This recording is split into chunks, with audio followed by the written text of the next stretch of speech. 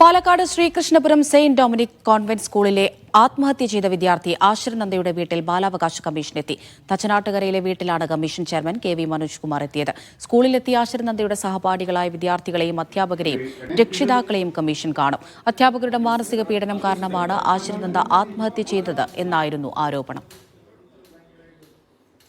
ഈ സ്കൂളിന്റെ മാത്രം പ്രശ്നമായിട്ടല്ല കമ്മീഷൻ കാണുന്നത്.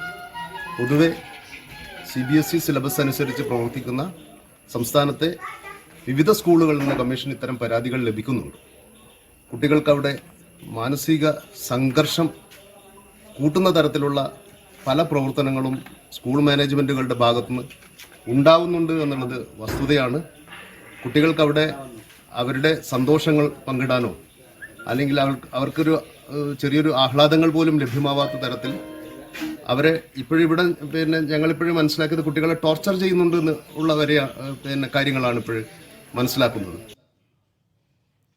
സാജിദ് അജ്മൽ വിവരങ്ങൾ നൽകും. സാജിദ്, ഗുരുതരമായ ആരോപണങ്ങളാണ് സ്കൂൾ അധികൃതർക്കെതിരെയും ടീച്ചേഴ്സിനെതിരെയും ഒക്കെ ആശിർ നന്ദയുടെ കുടുംബമായാലും മറ്റ് വിദ്യാർത്ഥികളുടെ രക്ഷിതാക്കളായാലും കഴിഞ്ഞ ദിവസങ്ങളിലൊക്കെ പങ്കുവച്ചത്. ഇപ്പോൾ ബാലാവകാശ കമ്മീഷൻ ഈ വിഷയത്തെ എങ്ങനെയാണ് കാണുന്നത്? നടപടികളിലേക്ക് കടക്കുമോ?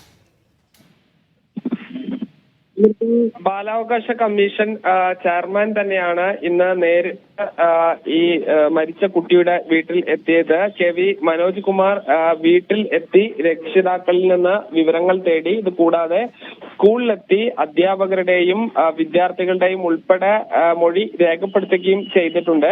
ഈ വിഷയത്തിൽ ഇതുവരെ പോലീസ് FIR ഇട്ടിട്ടില്ല. ഈ അധ്യാപകരെ സ്കൂളിൽ നിന്ന് പുറത്താക്കിയെങ്കിലും പോലീസിന്റെ നടപടി ഉണ്ടായിട്ടില്ല. ഈ വിഷയത്തിൽ കമ്മീഷൻ പോലീസിന് ശക്തമായ നിർദ്ദേശം നൽകിയിട്ടുണ്ട്.